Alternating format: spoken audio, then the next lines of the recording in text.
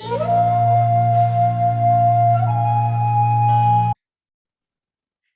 everybody, this is the Drewsperience, the show that's 80% combat sports and 20% everything else. First, we'd just like to say happy International Women's Day to all the hardest working mothers, female executives. You guys are the toughest and the strongest, and women.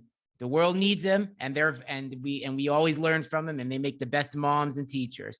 Anyways, today's show is not a typical fight show.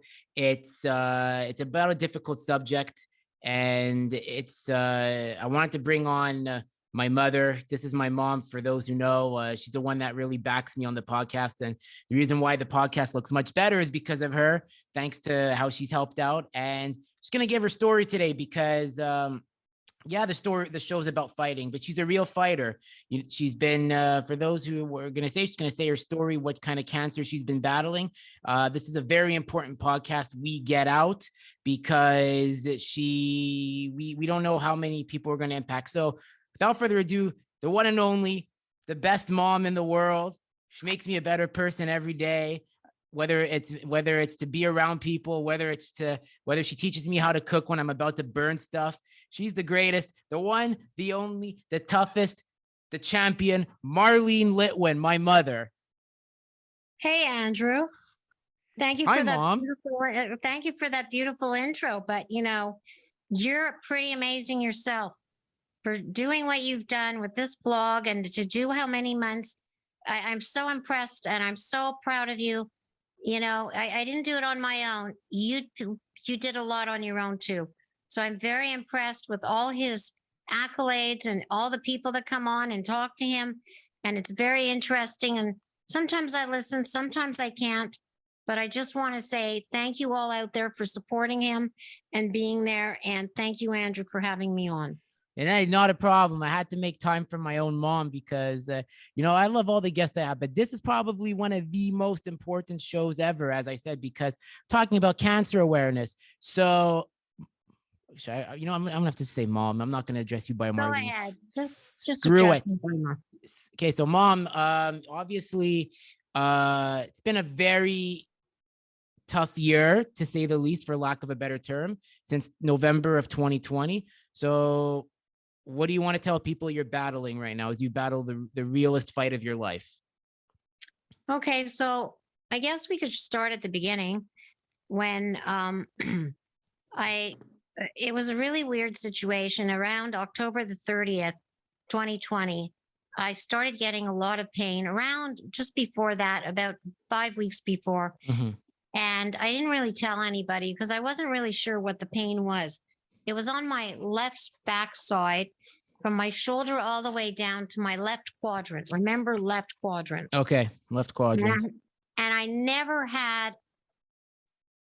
any other symptoms but this terrible, terrible pain. So I thought, because I have a bad left arm because I broke my elbow years ago, that potentially it could have been that I pulled something or maybe I did something while sleeping, but the pain was just excruciating.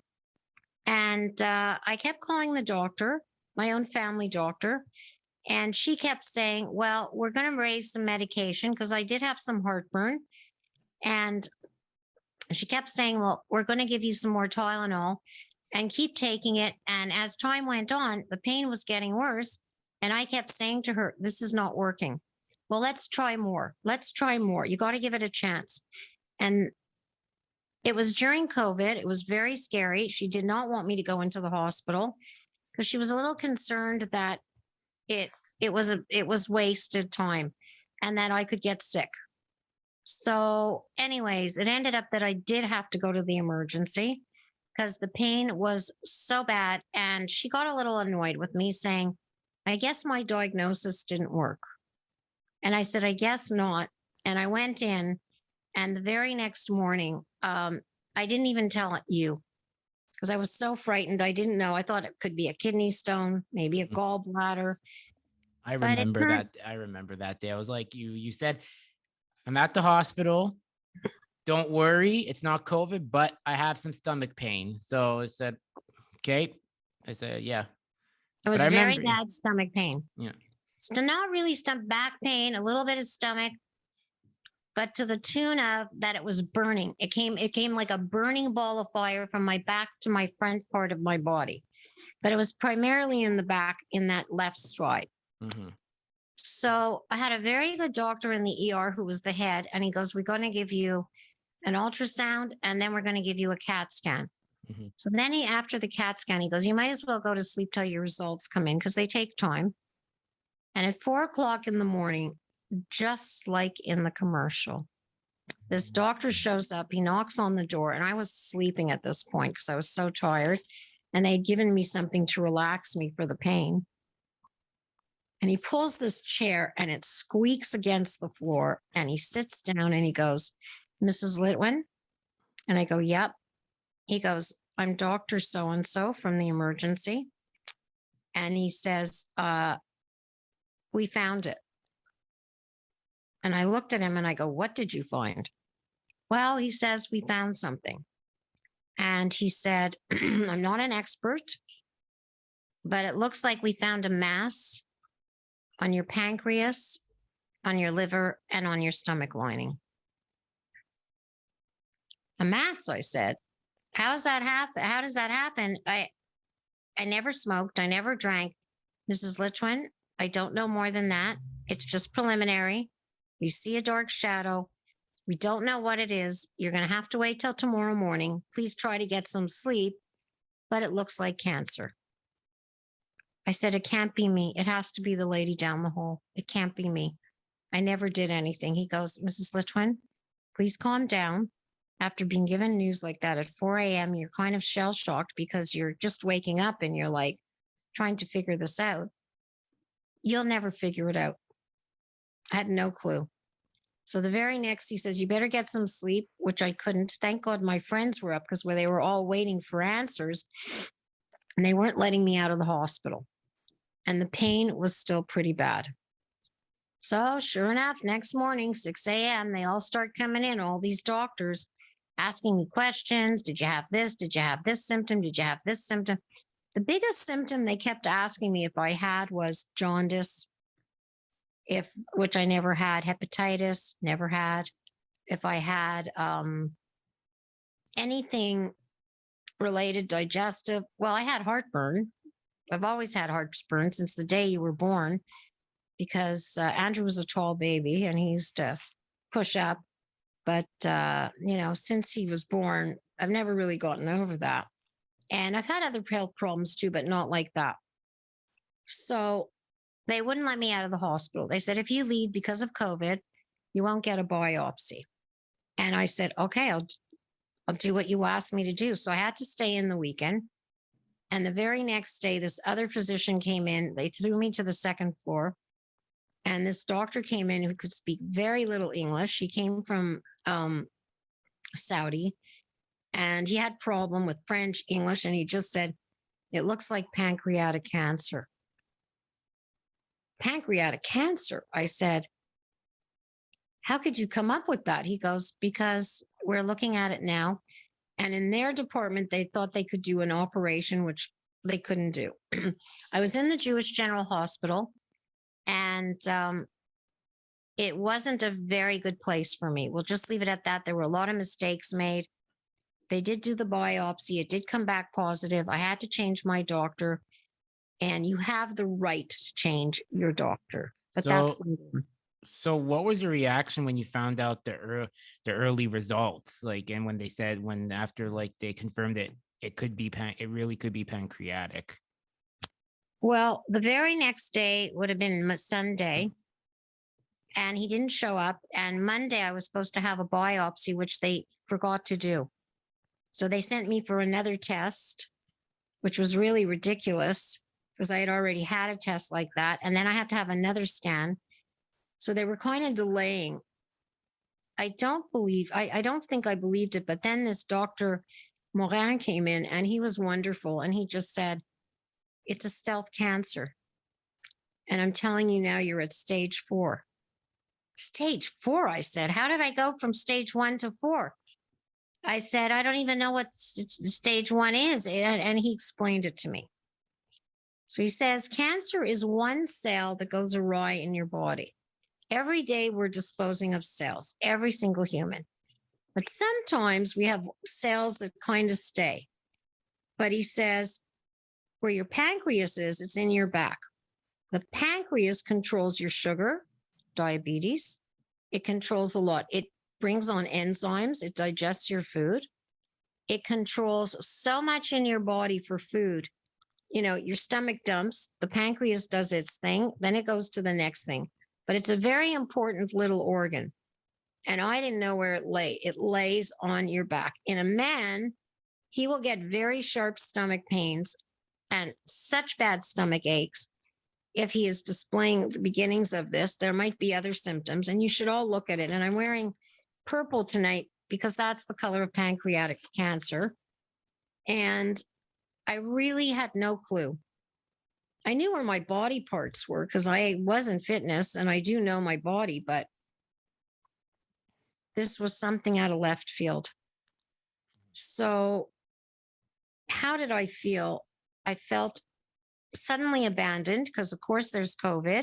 I could only be alone in the hospital. Andrew could not come and visit me. He could come and bring stuff, but he wasn't allowed there. So I was left alone for 6 days.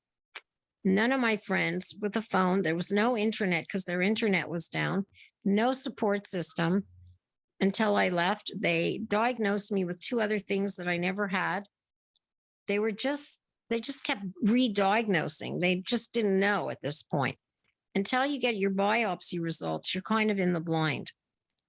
So probably Wednesday morning, I went for my biopsy, and it's not a pleasant thing. And they had to take it from my belly. So you take you into this room with an X-ray machine, and they have this machine that goes down in your belly and it digs through. It's like a surgery. You're not allowed to get up 4 hours after. You have to sort of lie there on your back. I think it's 2 or 3 hours. And after, because you don't have a bleed out, it's quite serious. And they take a piece of your belly to check, but if the guy doesn't get it, he's got to do it again in a few days because sometimes they miss the cell. But apparently there were quite a few lesions. They won't go into your liver. And to get to your pancreas, it would be in your back, and it's too hard to do. So it was a very nervous situation. We did have to tell Andrew. I think you remember being at that doctor meeting, the second one, my brother was there. And it was very, very hard for me to tell him because Andrew lost his father a few years ago from lung cancer. It was brain and liver. Brain and liver, but it was lung. Ye beat it. It was brain and it was the liver that really killed him. But it started in his lung. Yeah. That's where it starts. So where the cancer starts is stage 1. When cancer decides to make another lesion, that's stage 2. When cancer starts to travel, that's stage 3. And then it goes to stage 4 and it's ball game over, which means once it starts in stage 2, it could have been curable. But with this type of cancer, it's very fast. It could be in a year that you get it. And they originally gave me 3 months to live. And then the doctor told me at this hospital, if you don't take my medication, chemo, you're going to die in 3 months. And it was very, very hard chemo. I've gone through 8 chemos, 8 different cocktails of chemo, and 40 separate chemos up until a few weeks ago when all treatment stopped, because the treatment is only supposed to extend your life in this type of cancer. There is no cure for pancreatic cancer. I have the same cancer that Alex Trebek has, Ruth Bader Ginsburg. It's adenocarcinoma, no cure. So how did it feel to find out that it was stage 4 pancreatic cancer upon diagnosis? That must have been extremely, you must have been bewildered, as if they for sure made an error in the biopsies. That's what I thought. And I kept thinking, there's no way. There's no way. But, after speaking to these so-called experts there, one guy said, you could have had this 11 and a half years ago in your body and we didn't know. It's very hard to detect. My own doctor, unless she did a CAT scan, unless she did a PET scan, you would have never seen it. That's how difficult this is to detect. Mind you, while I was there, we have a cousin who runs the radiology, and he said there's more and more people getting diagnosed with pancreatic cancer, and they don't know why. Hmm. So, how did I feel?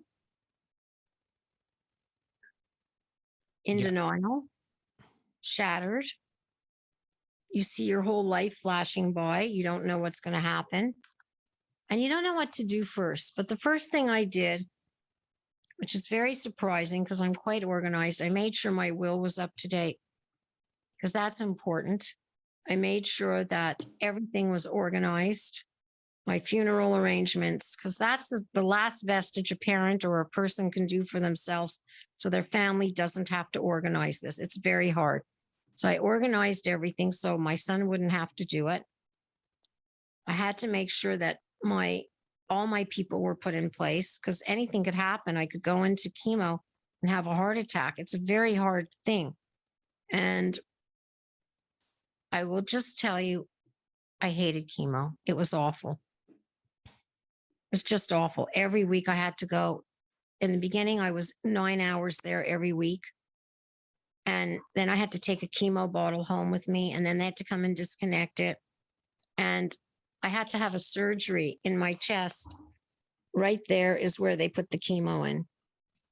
So it's just something that people they think they can just put it in your vein. Not everybody gets it in their vein. My veins started to collapse.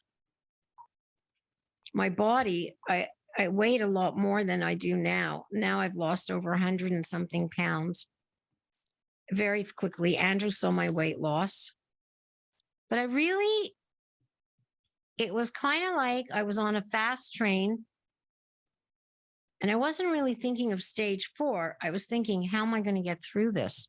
How am I going to live through this as long as I can to give my son more time, my brother more time, my family more time, my friends, my loved ones who I love dearly. And you don't realize the impact on your life of how you're changing and you're taking this medication to try to stay alive, and it's making you very, very sick. Like Andrew saw me in good days, he saw me in horrible days. And I think you remember some of those days were really bad. And he would call me and I could barely talk. Or I could say, I can't talk right now. I'm just so sick. And I didn't want Andrew to see me in this situation, but unfortunately, you do see everybody. And it was very difficult. I've had people make very horrible comments, like a person making a comment like, oh, you look so good. It doesn't even look like you have cancer. Well, what does cancer look like? Or, oh, I heard that you're not going to live. How much time did they give you? Yeah, it's like it's like you tell people and you hope that they have some general understanding, but to be honest, 80% of the population is very ignorant. Extremely ignorant. They don't know how to speak to people.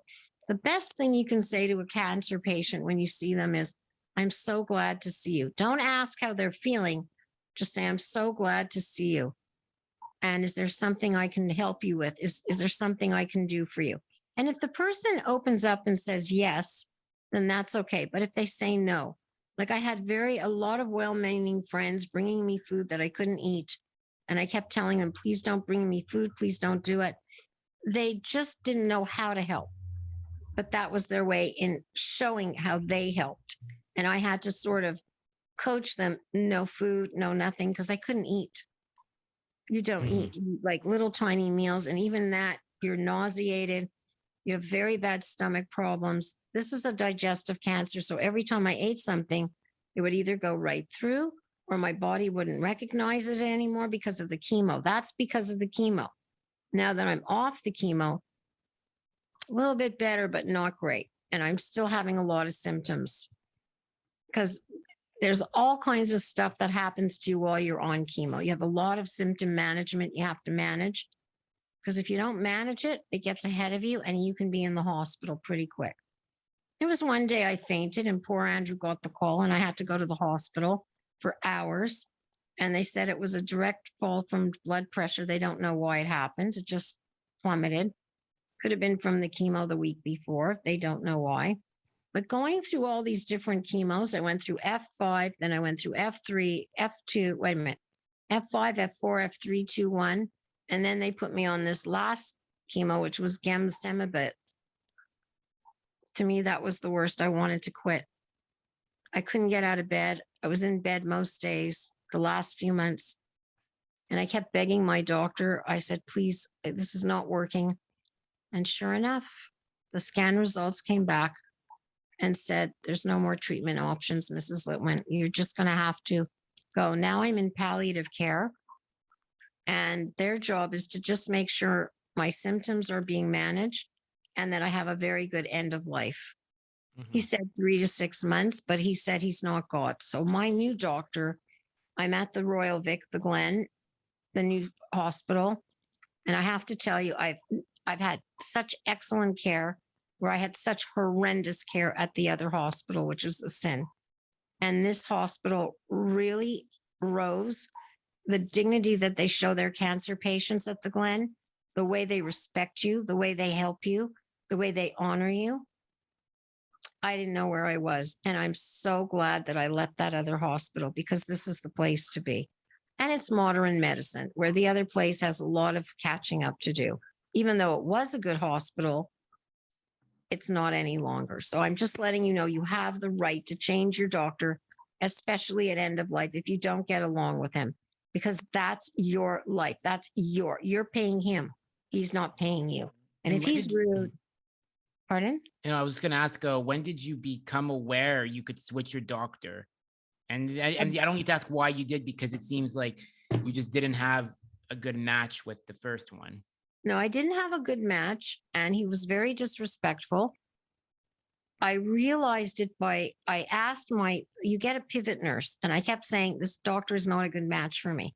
I kept telling her from day one, oh, give it a chance, it takes time to bond. No, he's not the right guy. And one of the things he said was that I had a surgery that I'd never had. So I knew that there was something off. So I had to call him and tell him, I don't want you as my physician anymore. Because he was the head of the department, he was supposed to switch me to somebody in his department by law, by Quebec law, and he wouldn't do it.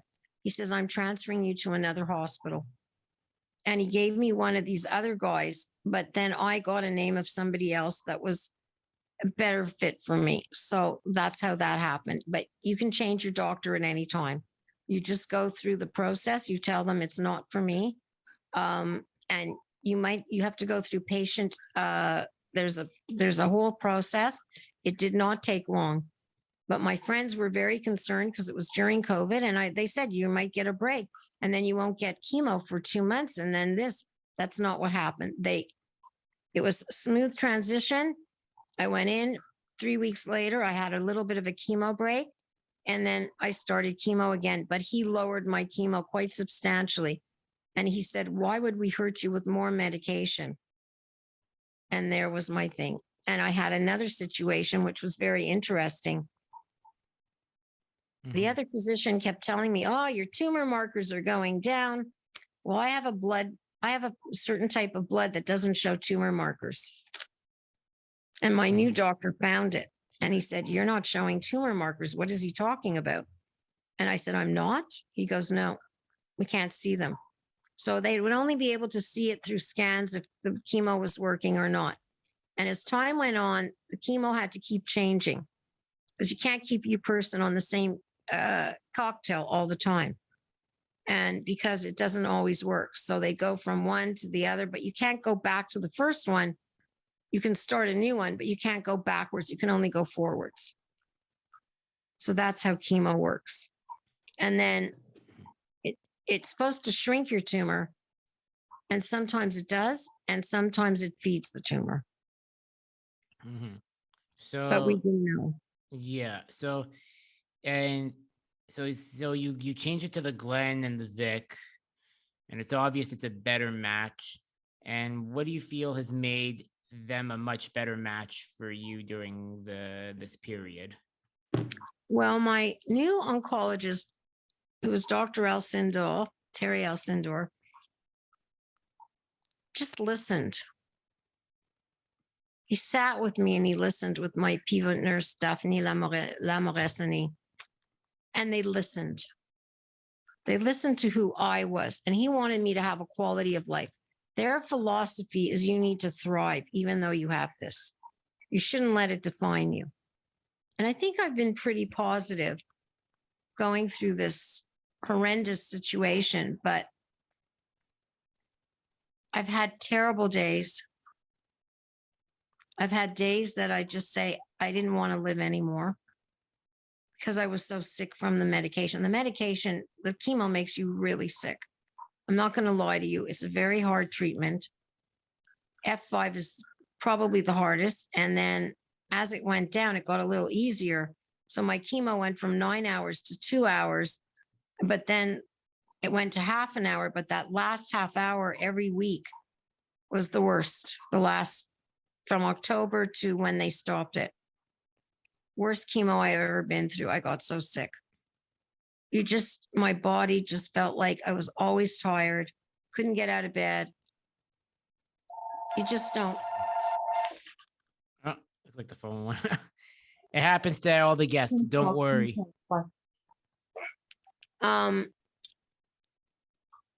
It just, you cannot imagine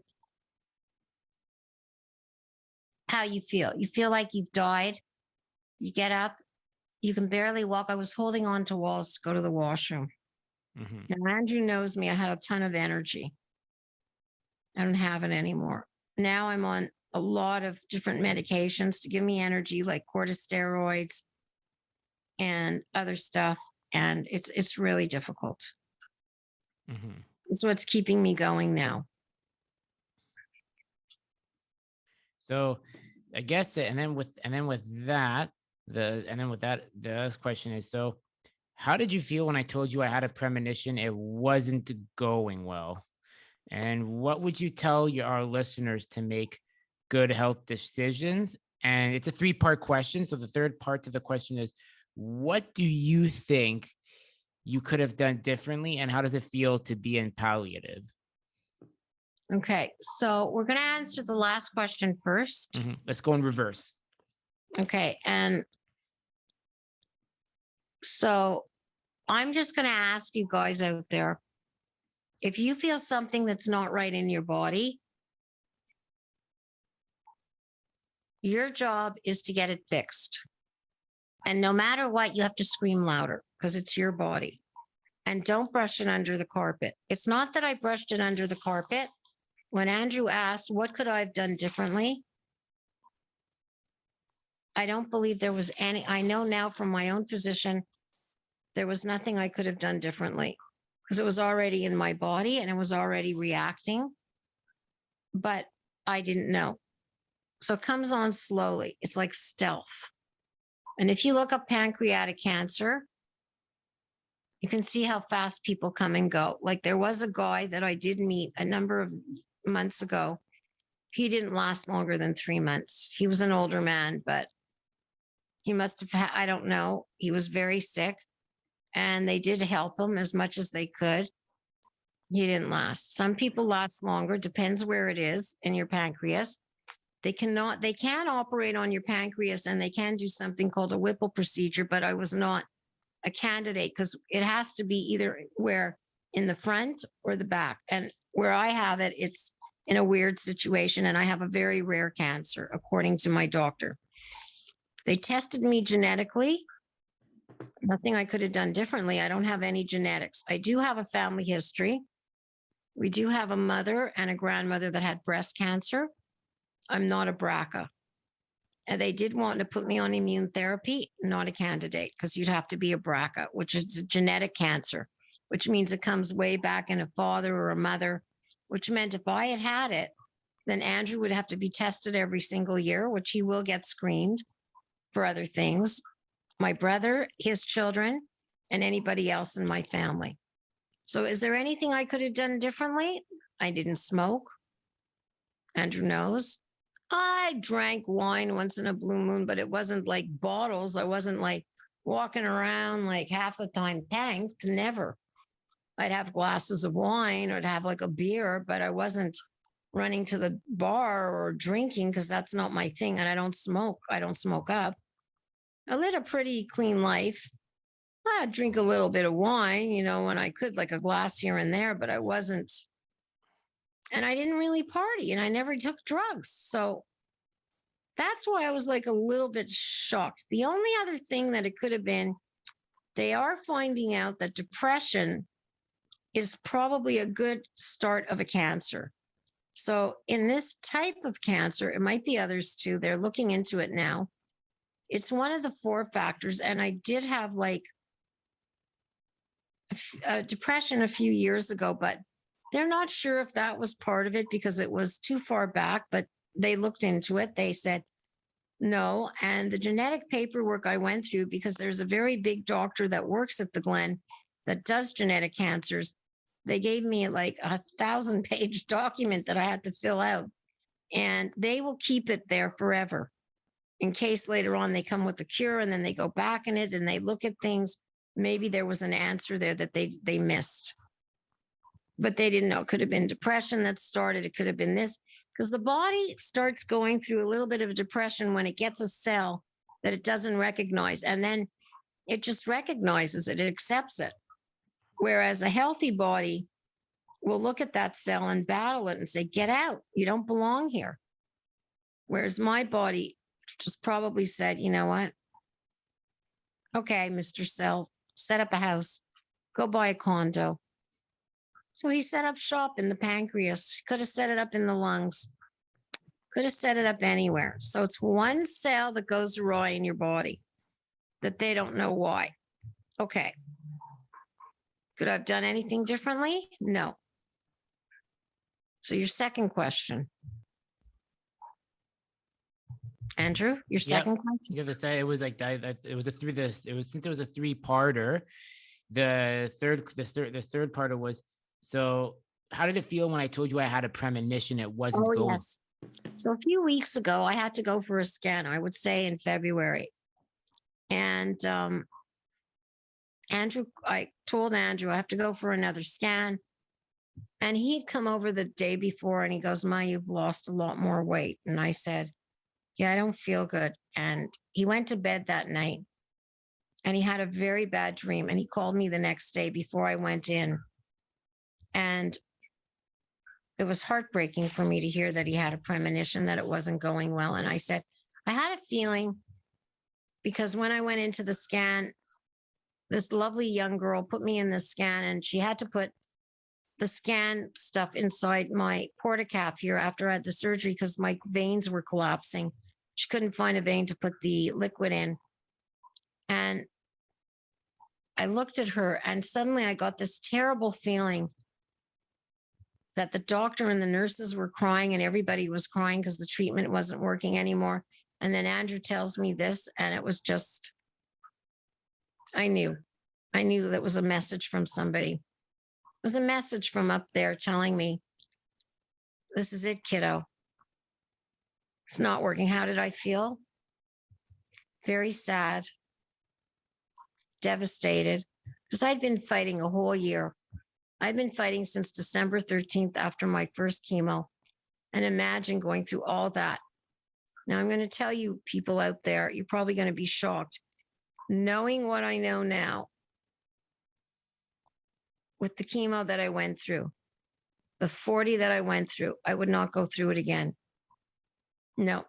If they gave me a choice now, knowing what I went through, knowing that it just didn't do very much for me. And then a friend of mine, a doctor, said to me, well, maybe you would have, because people that wouldn't have gone through would probably wonder if it would have made them better. No, because it didn't lead to any good results. And the illness, I suffered so badly this year. I lost a whole year that maybe I could have been out there for 3 good months than having a whole year of bad months. So that's where my sadness was, that my son had to feel this when he saw it. And he sort of, I guess, started feeling that I was slipping away, right? Mhm. How did you feel having that premonition? Uh, pretty, I wouldn't say pretty, very uneasy. And I think it was going on like at least for through like 2 days straight, even after like I told you when you told me the news.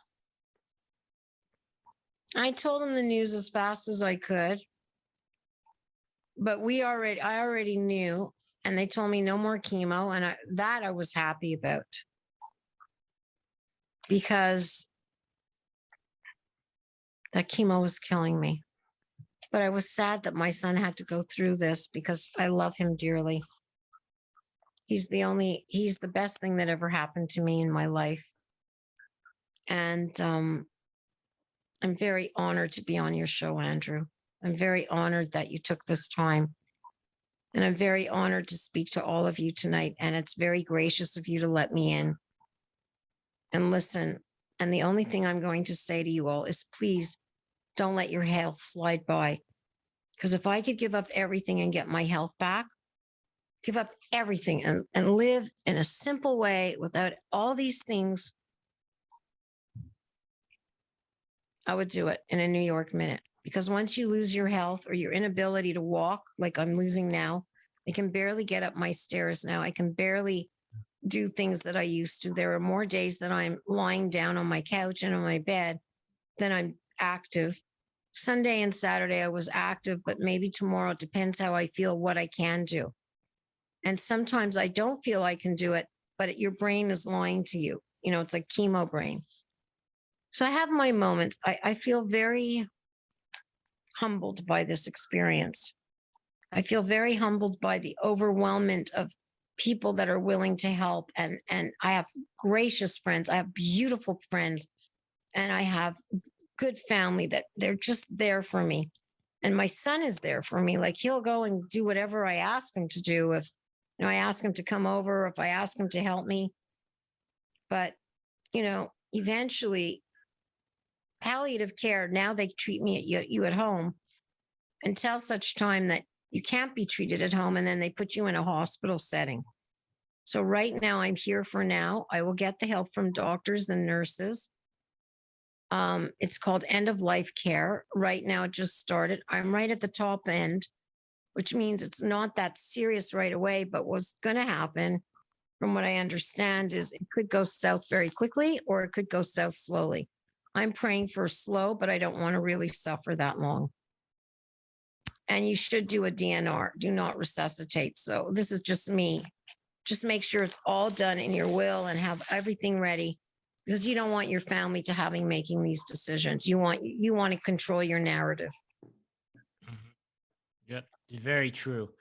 And that's a great way to conclude the show. And this was a great show. So, I mean, if people have questions, I mean, I know you're like Bet, you liked Benny from the last time we did, and Benny said he's private. But if people have questions, is there a way they can ask you stuff?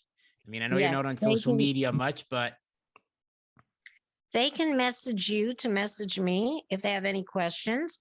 And if the questions are health related, I'll be more than happy to sort of guide them and or help them, the type of tests. There are no real tests to determine if you have pancreatic cancer.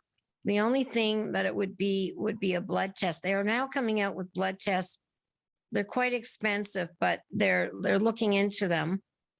There's there's really any guidelines to do that, but there is guidelines with your own physician that you could follow, that if you do get pain in where your solar plexus is, mhm. near your body, near your belly button, and if it radiates to your back, or look up what pancreatitis is.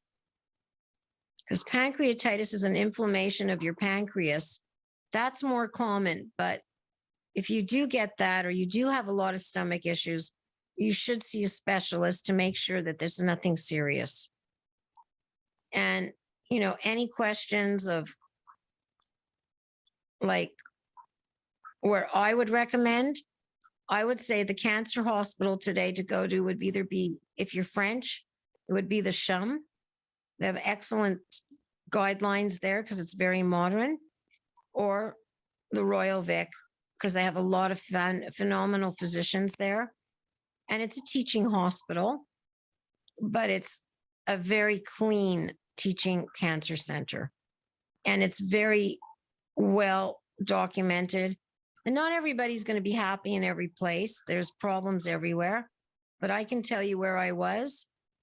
I think I was in the twilight zone, and now I'm in a great place. Now they will not be handling me as much because once it goes to palliative, it goes to a separate center.